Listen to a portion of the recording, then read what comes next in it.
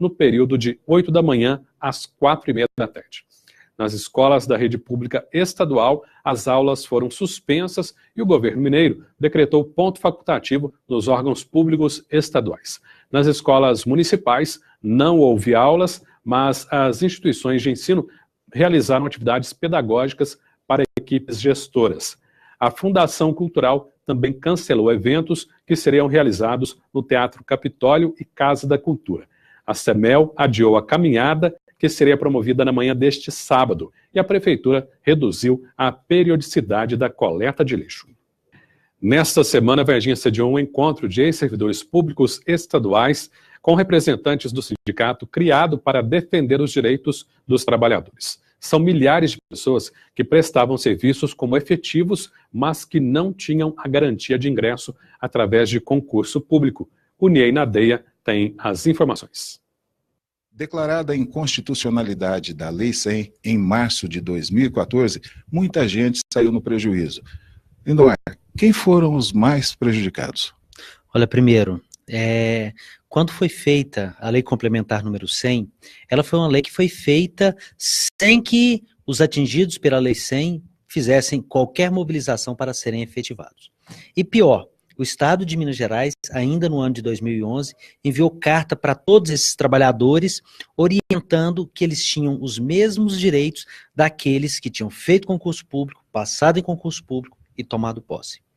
Os grandes prejudicados foram 57 mil trabalhadores que acreditaram no governo de Minas Gerais e, pela efetivação, que foi a lei, e também por essa carta, acabaram acreditando e permaneceram vinculados no Estado de Minas Gerais. Claro, o atual governo que ingressou, ele ainda não cumpriu as determinações das modulações do Supremo Tribunal Federal. Por quê? Quando o Supremo Tribunal Federal julgou inconstitucional a Lei 100, o STF determinou que o governo de Minas cumprisse determinadas modulações, sendo a principal que a modulação, que o STF não determinou que se exonerasse em massa todos esses trabalhadores atingidos pela Lei 100. O que disse essa parte? Cabe ao governo de Minas Gerais estudar caso a caso. E, para aqueles casos onde chegar uma pessoa concursada para tomar posse, a pessoa que ocupa a vaga como Lei 100, essa pessoa deve ser exonerada. Então, acabou que os grandes prejudicados foram esses trabalhadores que acreditaram no primeiro governo que efetivou, no segundo governo que enviou uma carta, e depois no terceiro governo que não tinha necessidade de exonerar em massa, acabou exonerando 57 mil trabalhadores sem necessidade. Mas e agora? Em que pé está? Perdeu-se tudo ou ainda tem alguma esperança? Olha, primeiro é importante que as pessoas saibam que existem entidades que estão lutando pelo direito dos atingidos pela Lei 100. Em momento algum nós trabalhamos com constitucionalidade ou inconstitucionalidade da Lei 100. Mesmo porque foi declarado inconstitucional. Né? Foi inconstitucional, nós não discutimos. O que nós discutimos é a dignidade dessas pessoas que não pediram para serem efetivadas e o direito que surgiu para essas pessoas que também não pediram para serem efetivadas. Então, a coisa que fizemos foi organizar esses trabalhadores, criamos entidades para representá-los, que foi a ENG, Associação dos Efetivados de Minas Gerais, e Movimento dos Atingidos pela Lei 100. Em seguida, essas duas entidades se fundiram e viraram o que é o SISDENG, Sindicatos Designados e Ex-Lei 100 de Minas Gerais. O que o SISDENG está lutando? Está lutando para atender esses direitos. E quais são esses direitos? O direito principal é a estabilidade. Ficaram vinculados por mais de 5 anos com o poder público, as próprias palavras do ministro Gilmar Mendes quando julgou inconstitucional a Lei 100. Não sei por que estamos discutindo a constitucionalidade ou inconstitucionalidade dessa lei mineira, pois transcorreu o prazo de 5 anos e, dentro desse período, se o poder público não reviu seus atos, esses atos passam a ser estáveis. E também uma ação coletiva, que ingressamos em nome do SISDENG, que é o Sindicato dos Designados e Ex-Lei 100 de Minas Gerais, para que o governo de Minas Gerais respeite as modulações que ele não respeitou dia 31/12 de 2015, quando exonerou em massa todos esses trabalhadores atingidos pela Lei 100. E, em terceiro lugar, estamos trabalhando para o TAC, que é o Termo de Ajustamento de Conduta, que deve ser assinado pelo Ministério Público e também pelo governador de estado, reconhecendo o principal direito, que é o direito ao trabalho a esses atingidos pela Lei 100. Então, tem conquistas também, é importante a gente falar das conquistas, que é a Lei dos Adoecidos, a dilação do prazo de abril de 2015 para 31/12 de 2015, que é fruto da luta dessas associações. Essa dilação do prazo, ela beneficiou 3.000 pessoas que conseguiram se aposentar pelo IPSENG. Nós tivemos também a Lei dos Adoecidos, que foi uma comissão de estudos, onde tivemos o Eduardo Bronzato pela ENG e a Patrícia Rezende pelo Movimento dos Atingidos pela Lei 100, fazendo parte dessa comissão que, primeiramente, foi a Lei Complementar 138 e o Decreto 47.000, que inclusive está valendo, quem fez concurso público, e era a Lei 100 que foi exonerado 31/12 de 2015, pode utilizar o Decreto 47.000 para tomar posse sem ser submetido à perícia. E também a questão do prazo, do tempo de trabalho para as resoluções anuais das designações. E agora estamos lutando pelo TAC, que é o termo de ajustamento de conduta, para conceder o principal direito, que é o direito ao trabalho desses servidores, faltando a assinatura do governador de estado. Os ex-servidores públicos foram desvinculados do Estado em dezembro de 2015, em obediência à decisão tomada pelo Supremo Tribunal Federal em março daquele ano. O STF considerou inconstitucional a forma com que os trabalhadores foram efetivados. Mesmo com a decisão, milhares de pessoas que já haviam adquirido o direito à aposentadoria conseguiram aproveitar a contagem de tempo para o benefício. O fim de semana tem previsão de sol, tempo aberto e seco, mas com temperatura em elevação no sul de Minas. À tarde, nas horas mais quentes do dia, a umidade diminui de forma significativa. Confira com o Clima Tempo. A chuva vai aumentar no Rio de Janeiro e no Espírito Santo neste sábado, com o deslocamento de um cavado meteorológico. O sistema muda a circulação de ventos em médios níveis da atmosfera. Em São Paulo, a umidade começa a diminuir pelo leste do estado. O litoral ainda pode ter uma chuvinha leve pela manhã. A Grande São Paulo começa o dia com o céu nublado e vão ocorrer aberturas de sol. Já o Rio de Janeiro terá um sábado bastante instável, com chuva a qualquer hora de até moderada intensidade. A umidade consegue se espalhar pelo leste de Minas até a Grande Belo Horizonte, mas a previsão é de chuvisco e chuva leve. Por outro lado, o Espírito Santo entra em alerta para o aumento da chuva. Há risco de chuva forte com raios, inclusive em Vitória. Pelo interior de Minas Gerais, também em São Paulo, o sol predomina. O tempo fica firme com elevação das temperaturas. A mínima prevista é de 19 graus em Vitória, 16 no Rio de Janeiro. Em São Paulo e em Belo Horizonte, máxima de 23 graus. Aqui em Varginha, a previsão é praticamente a mesma para os próximos dias. Sol entre nuvens, sem qualquer possibilidade de chuva e temperaturas entre 8 e 25 graus. Confira agora os números da cotação do café apurada no último dia útil da semana. O café tipo 6 fechou em R$ 443. A cotação do café tipo 7 ficou em R$ 432. No mercado futuro, a cotação final ficou em $145,95, uma alta de 45 centavos. Em 1974, a Alemanha Ocidental conseguiu fazer a dobradinha que todos os países desejam: sediar e vencer a Copa do Mundo. Os alemães interromperam um período de hegemonia dos brasileiros que haviam conquistado 3 das últimas 4 edições. Quem conta os detalhes dessa competição é Lúcio Caldeira, na série Histórias das Copas.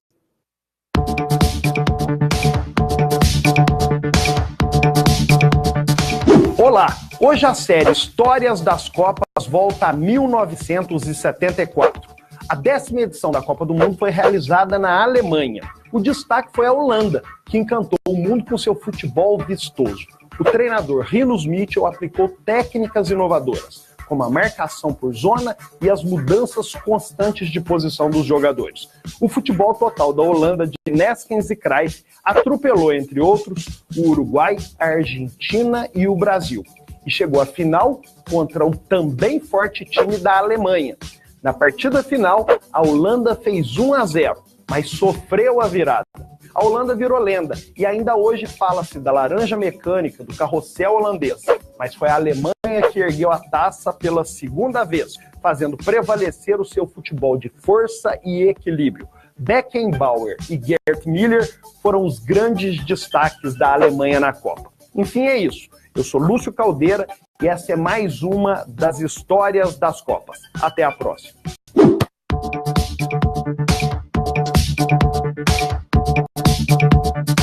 A série Histórias das Copas dá uma pausa no fim de semana e retorna na segunda-feira com os fatos que marcaram a edição de 1978, que registrou mais uma dobradinha. A Argentina sediou e venceu a competição, conquistando o seu primeiro título. A seguir os jogos da 7ª rodada da Série B do Brasileirão, os preparativos do futebol sub-15 de Varginha para a final da Liderp em Poços de Caldas, a premiação de concursos educativos e a escolha da princesinha do café, além do nosso resumo de notícias da semana, é já já.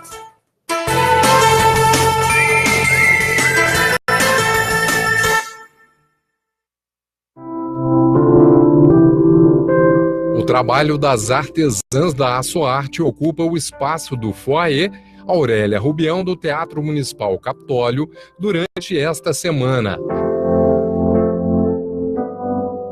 Os artigos todos feitos à mão aguardam visitantes. São acessórios para vestuário, especialmente para os dias frios, além de objetos decorativos e utilitários para a casa e ambientes de trabalho.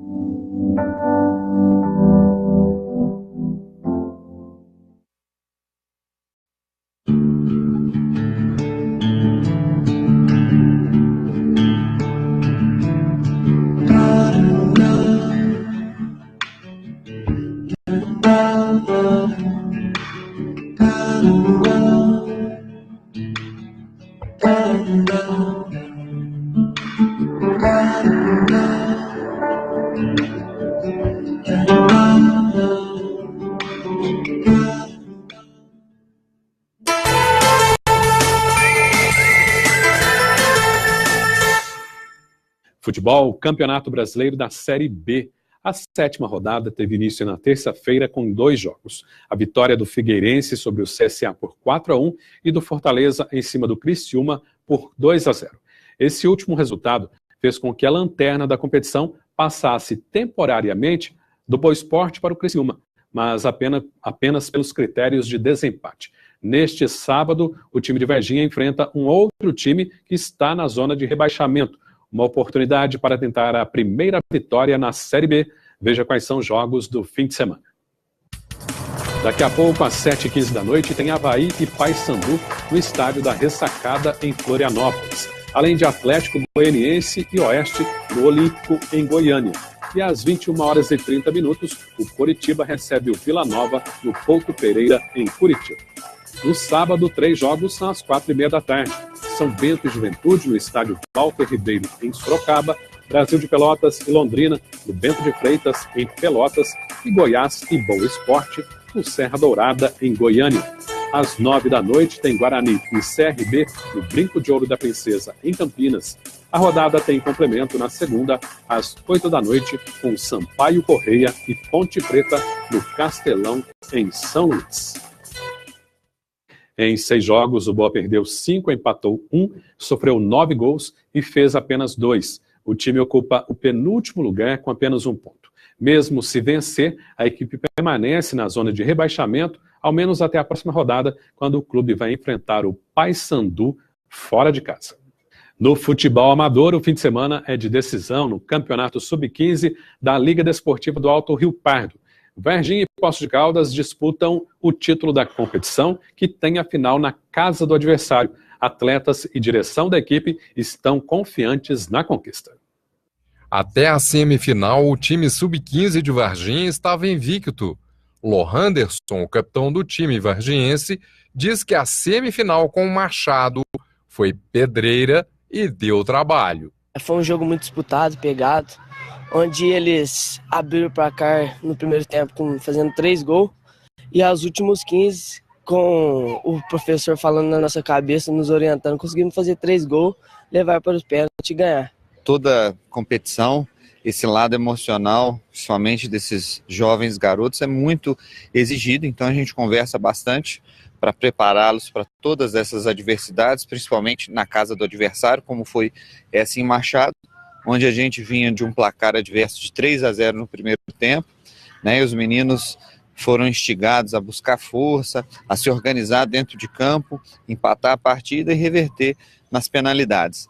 Com a segunda melhor classificação no campeonato, a equipe sub-15 de Varginha obteve destaque na competição. Foram, na fase de classificação, 3 vitórias, 2 empates, inclusive com a equipe que nós vamos enfrentar agora na final, que é Poços de Caldas, né? E a equipe passou por momentos de dificuldade, como é comum em toda competição, mas soube, né, bem controlar todas essas dificuldades e passar por cima e chegar nessa final.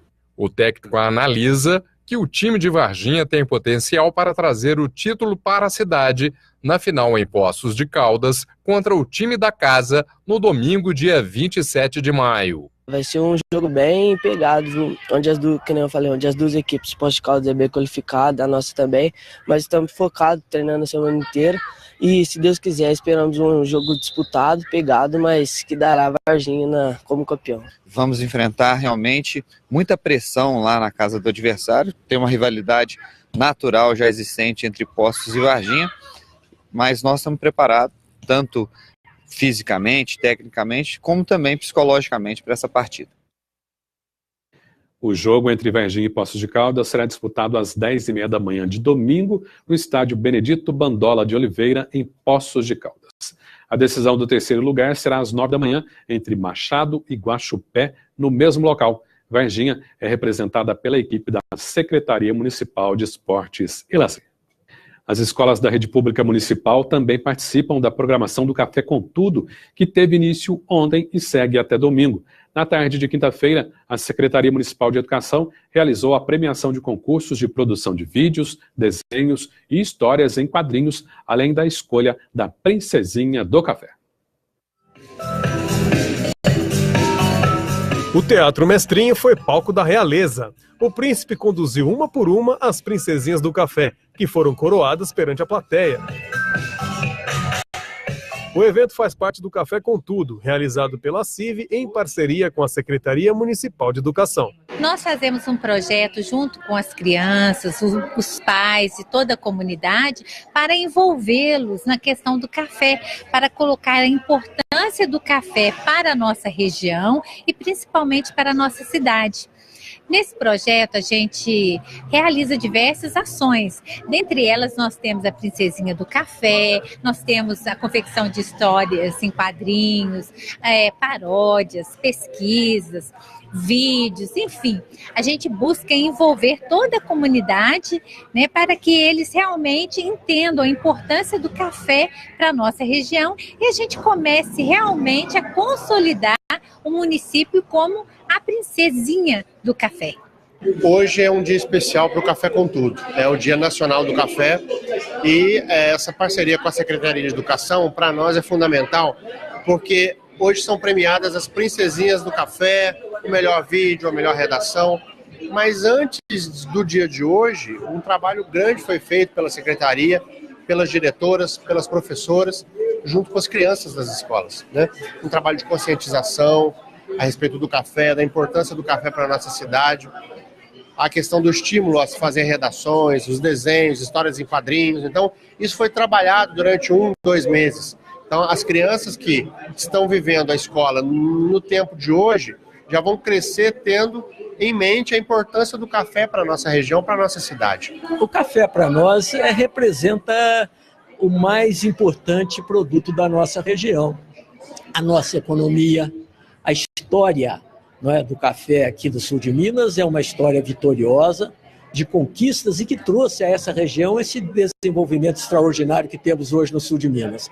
Vejam bem, no momento em que vivemos, não é, uma situação de dificuldades na economia brasileira, nós estamos agora às vésperas da safra, gerando centenas, milhares de empregos aqui no sul de Minas, graças a esse abençoado produto que é o café. Então eu acho que a nossa região, ela pode se dizer realmente abençoada por ser uma das maiores produtoras de café de qualidade no Brasil.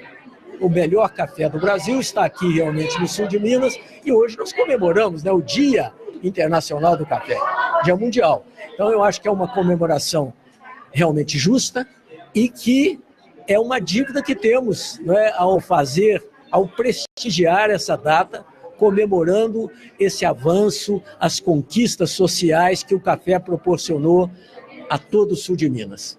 Uma princesinha mais fofinha que a outra, todas ansiosas para mostrarem as roupas reais com detalhes feitos em café. Por que você está vestida assim? Porque sim. Porque sim, mas você está muito bonita. Você sai na rua assim sempre? Uhum. Que legal, hein? Você vai ser princesinha do café hoje? Vou. Por que você está vestida assim tão bonita?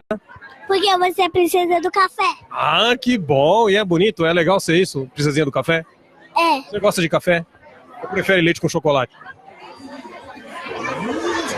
Café. E por que você tá vestida assim, toda elegante? Por causa que hoje eu vou ser a princesinha do café. E o que faz uma princesinha do café? Desfila. Ô, Manoel, tô vendo que você tá toda bonita aí. Por que você tá vestida assim? Porque eu vou ser a rainha do café. Olha, e o que faz uma rainha do café? Ser uma princesa. Você sabe desfilar igual uma princesa? Sei. Então vai até aquele banco ali pra mim e volta a desfilar. Isso, agora volta. Olha que bonito, parabéns, viu? Obrigada. O evento também premiou trabalhos culturais realizados pelas escolas ao longo do mês. Melhor desenho, historinha e paródia, todos com temas voltados para o café. O que a gente vai ter hoje é uma consolidação, né, de todo esse movimento que foi feito nessas semanas lá na escola. Então aqui nós vamos premiar a melhor história em quadrinho, mas que foi feita em todas as escolas durante todo esse período, a melhor paródia, né, o melhor desenho. E as princesinhas vêm apenas representando cada uma das unidades escolares e todas vão ser premiadas. E na noite de hoje, o Café com Tudo ainda apresenta um show com o cantor Joel Júnior, que acontece neste momento na Praça do ET.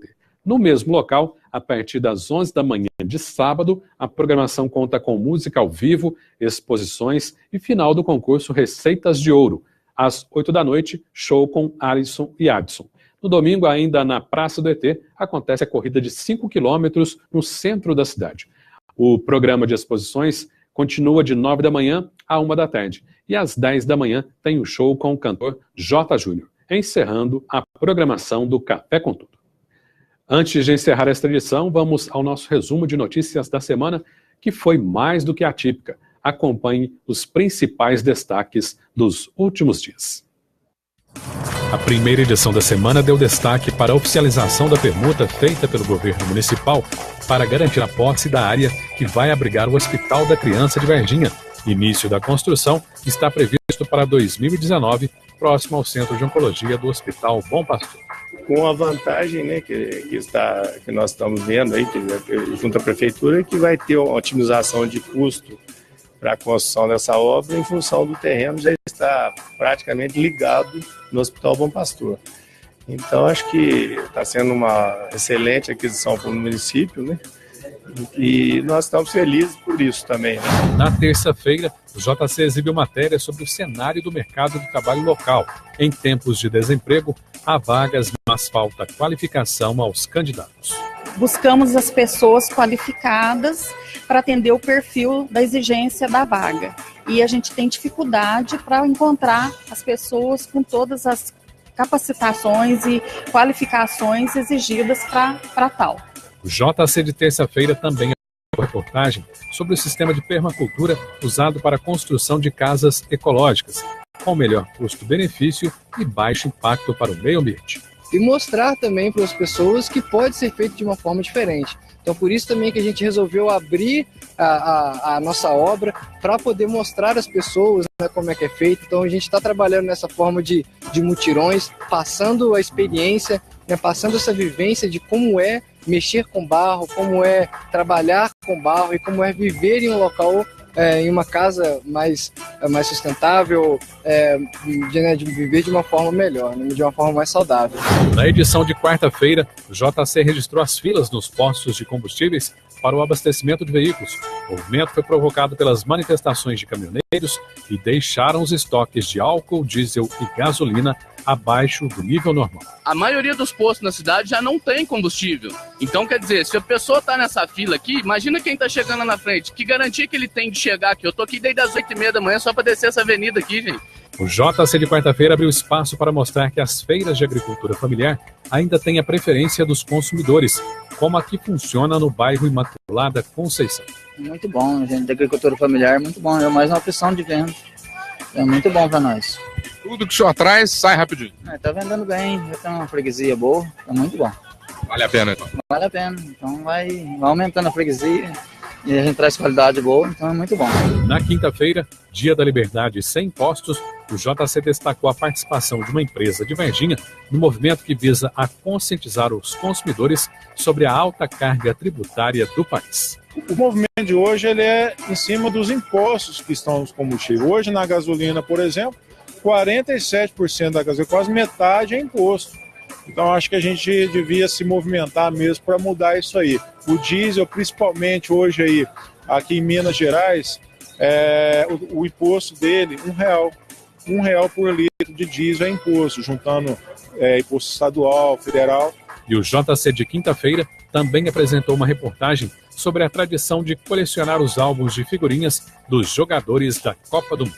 Começou a partir do meu pai, né? O meu pai sempre incentivou, ele sempre acompanhou o futebol, Campeonato Brasileiro, Copa do Mundo, e começou com ele.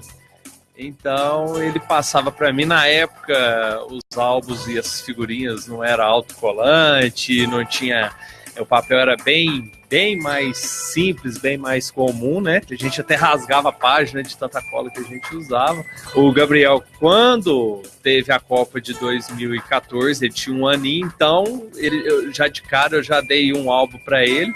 Inclusive esse álbum que eu tenho aqui é com dedicatória, né? O avô dele, que é o meu pai, fez a dedicatória para ele. Ele tem o álbum dele dessa Copa, eu tenho o meu e a gente troca figurinha, então é muito legal. É uma atividade que você estreita o laço com o seu filho, entendeu? Então, ele estando ali junto, ele lendo, ele contando, então é muito legal, muito interessante, vale a pena. E uma última informação, a Secretaria Municipal de Educação resolveu suspender as aulas na próxima segunda-feira, tanto nas escolas quanto nos centros municipais de educação infantil.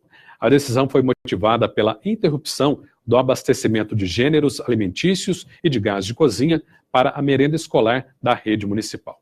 De acordo com a Secretaria, essas são algumas das consequências do movimento nacional de paralisação dos caminhoneiros e, havendo retomada no abastecimento, as aulas devem ser normalizadas a partir de terça-feira. O Jornal Cidade fica por aqui e volta na segunda-feira, no mesmo horário, às 18h45. Muito obrigado pela companhia de hoje e de sempre. Para você, uma boa noite, um excelente fim de semana e um forte abraço.